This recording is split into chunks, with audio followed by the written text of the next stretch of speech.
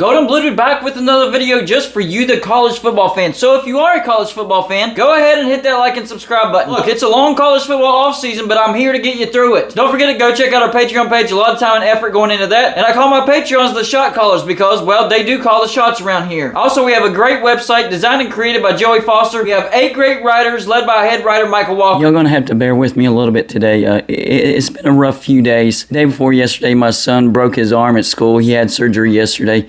He is at home recovering. He's doing fine. And I got some type of sickness.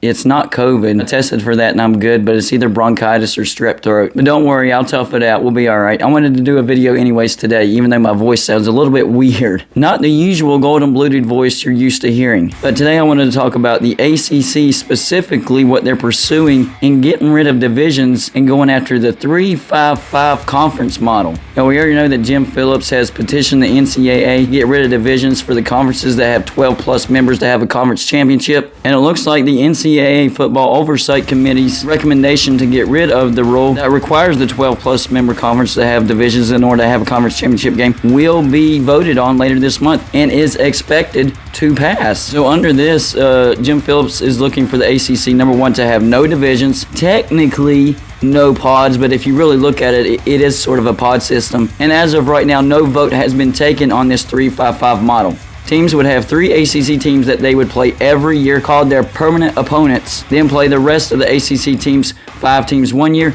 and 5 teams the next, for a total of 8 conference games. Everybody plays everybody within 2 years. Jim Phillips thinks that every conference should have the right to choose the format that determines a conference champion. I can't disagree with that. I think he's right on the money. I think they should have their own way of determining a conference champion as long as it makes sense. Now, if this didn't happen, as far as that rule being done away with through the Oversight Committee, then Jim Phillips would have wanted it to go through legislation for a law to be passed. Here's what Jim Phillips had to say about it. The 2, I think, drivers to this, one is the opportunity for our student athletes to play every school in the ACC over a 4-year period of time. Although earlier he said it was a period of 2 years, so I'm kind of confused about that. That's just not the case right now. The other piece of it is I've always felt that it was a local decision about how you handle your conference. You're seeing that across multiple conferences that they'd like to dictate what their championship structure looks like, and which will lead into eventually an expanded football playoff.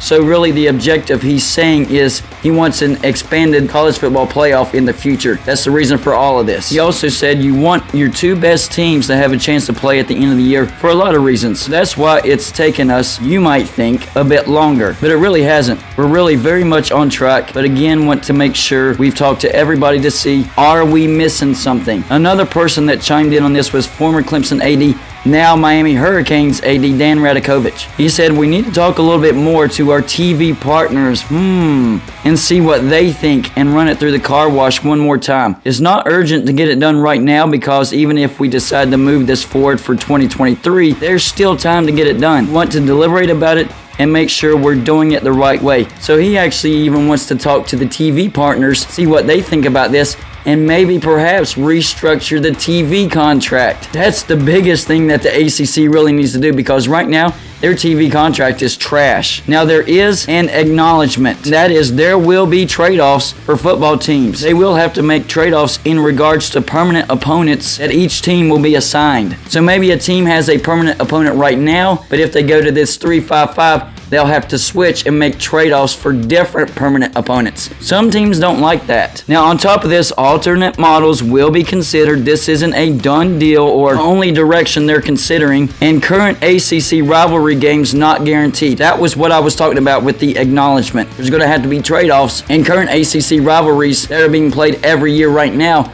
might not happen with this new format. And the biggest thing they want to do is maximize more appealing matchups. They want to have more bigger matchups every year. I can't disagree with that. I think that's a good idea. I think that would make the most money for the ACC. Jim Phillips also agrees with the possibility of splitting off from the NCAA, so that has the support from the ACC, but disagrees with the student athletes being labeled as employees.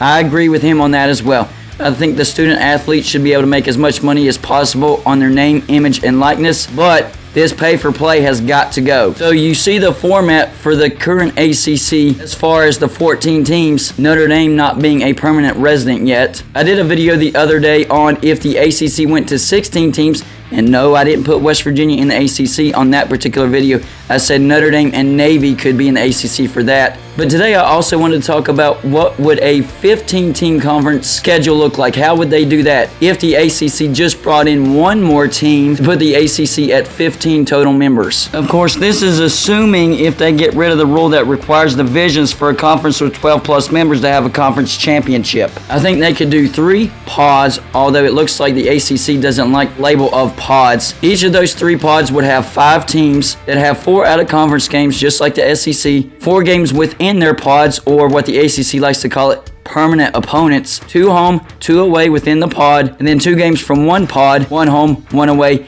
and 2 games from the other pod, 1 home, 1 away. And they could rotate that from year to year. So everybody would play everybody within 3 years. And everybody would have a home game with everybody within 6 years. So there's different formats for different numbers for the ACC. Proposing the 3-5-5 for the current 14 team members. I did the format for if the ACC invited 2 members for 16 teams. And then today I showed you if they only invited 1 more member, made it a total of 15 members. That could be doable as well. So getting rid of this rule states that you must have divisions for a conference with 12 plus members to have a conference championship is going to open up a lot of options for all these conferences. So I think it gives all these conferences a little bit of wiggle room as to how they want to determine their conference champion. And I'm all for it. So I think the biggest reason for all this, of course, is money. Number 1, the ACC wants to put pressure on the college football playoffs to expand. That's one of the main objectives. Number 2, the ACC is stuck in a terrible TV contract. I actually don't know how that contract is structured. Maybe one of the stipulations is that the ACC is labeled as a conference with divisions, and if they get rid of divisions, maybe they would have some wiggle room in that TV contract. Maybe be able to ask for more money for the TV contract. And plus the marquee matchups. More marquee matchups mean more money for the ACC. And it also means that if the ACC does want to invite more members in the future, they don't necessarily have to invite 2 members. They could just invite 1 and still have a format to where they could have a conference championship if they went to the pod system, or what the ACC likes to call the permanent opponent system. Hey, even if you don't like the ideas of Jim Phillips, you got to give the dude credit. He is trying his hardest to dig the ACC out of the ditch that Swofford left them in. I think Jim Phillips is trying to put the ACC back onto stable ground because Swofford left him in a mess. This was a terrible TV contract. Y'all let me know in the comments section what you think about this change. I know change sometimes is hard to get used to, but sometimes change is a really good thing. And I think in this instance, change is a really good thing, especially for the ACC. I think they're in a little bit of a funk right now. That's all I got for you for this show. Like and subscribe if you haven't already, and I'll see you on my next show.